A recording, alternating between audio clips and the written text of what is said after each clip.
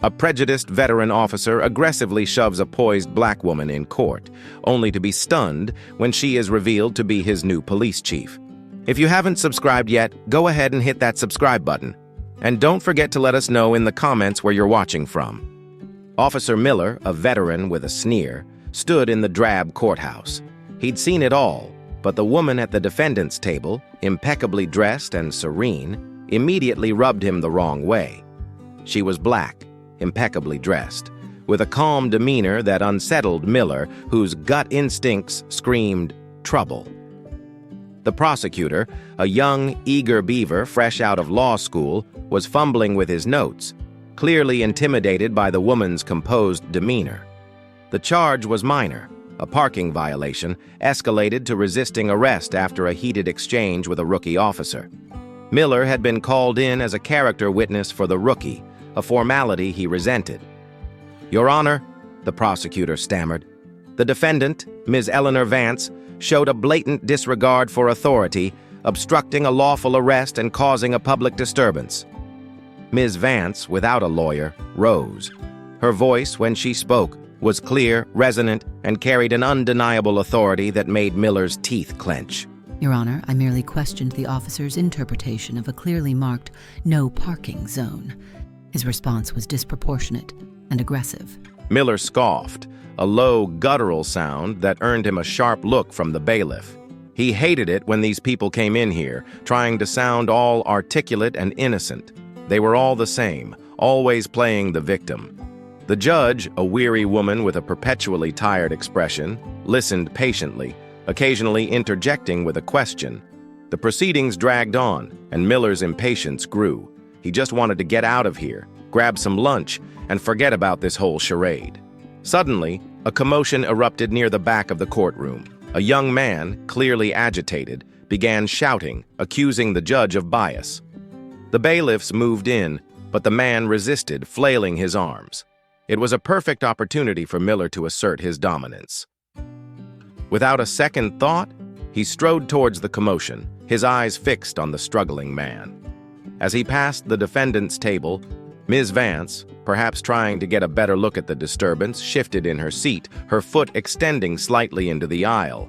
In a split-second decision fueled by his simmering resentment and a desire to impose order, Miller roared, his face contorted in a mask of rage. He lunged, a powerful shove aimed directly at Ms. Vance, intending to knock her back into her seat and assert his dominance. But Ms. Vance was quicker. Her eyes, which had been calm moments before, flashed with a fierce defiance. She met his aggression head-on, her arms shooting up, fist clenched, not in an attack, but in a powerful defensive block that absorbed the brunt of his shove. The impact sent a jolt up Miller's arm, and he stumbled back a step, momentarily stunned by her unexpected resistance. A gasp rippled through the courtroom. The shouting man momentarily ceased his protests. All eyes turned to Miller, then to Ms. Vance, who stood her ground, her gaze unwavering, a silent challenge in her dark eyes. Miller, his face still flushed with anger, straightened his uniform, trying to regain his composure. "Stay out of the way, lady!" he barked, his voice raw, loud enough for everyone to hear. He then continued towards the agitated man, leaving Ms. Vance standing tall, her chest heaving slightly, her expression now a mixture of defiance and simmering fury. The judge, her face a mask of disbelief, slammed her gavel with a resounding crack. "Officer Miller, what was the meaning of that outrageous display?" Miller turned, feigning innocence, though his trembling hands betrayed him. "Your Honor, she was obstructing my path. I was merely asserting order." Ms. Vance slowly lowered her arm, her eyes, dark and piercing, fixed on Miller.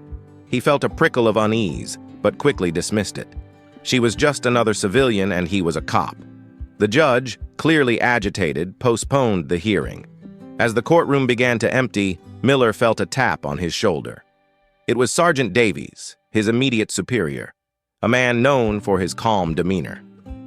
"Miller, a word," Davies said, his voice unusually tight. He led Miller to a deserted corridor. "What in God's name was that back there?"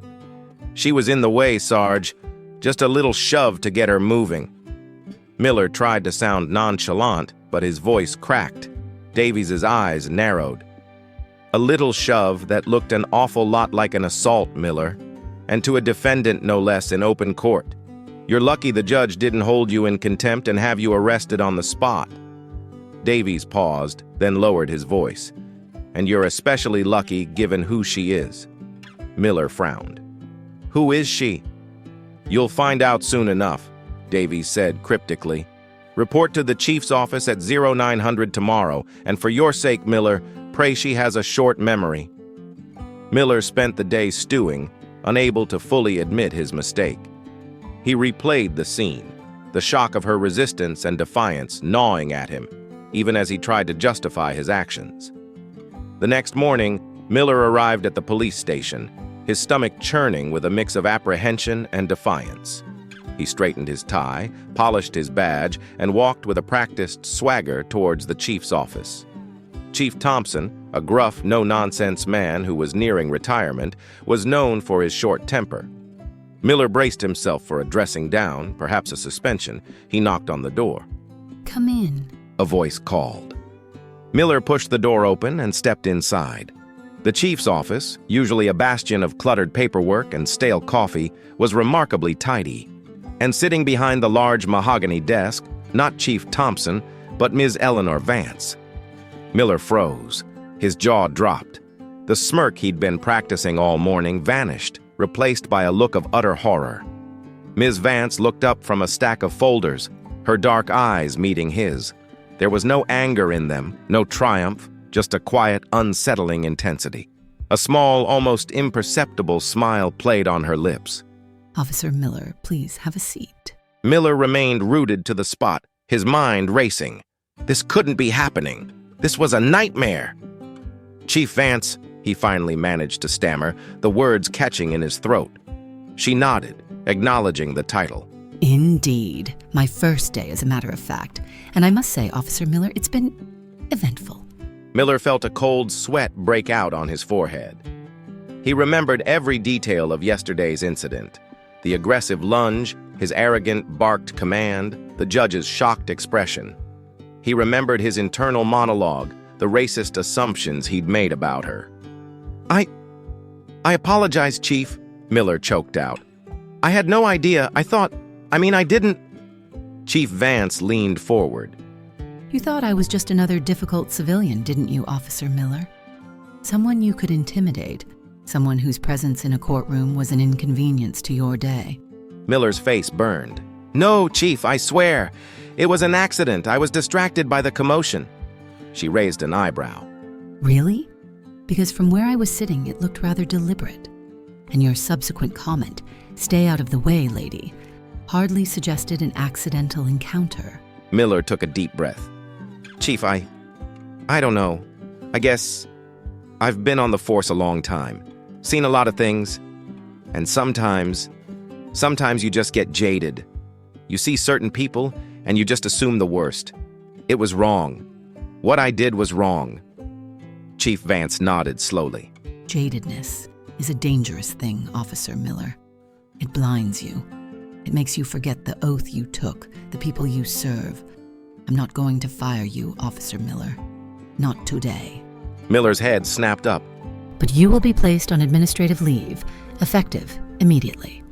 During this time, you will undergo mandatory sensitivity training, and you will participate in community outreach programs. And when you return, Officer Miller, I expect to see a change, a real change, not just in your actions, but in your attitude. Because if I see even a hint of the behavior you displayed yesterday, you will be out of this department faster than you can say, parking violation. Do I make myself clear? Yes, Chief, Miller mumbled. Crystal clear. As he turned to leave, Chief Vance added, Oh, and Officer Miller, my arm is still a little sore from that shove. Let's make sure that's the last time you leave a mark on this department, shall we?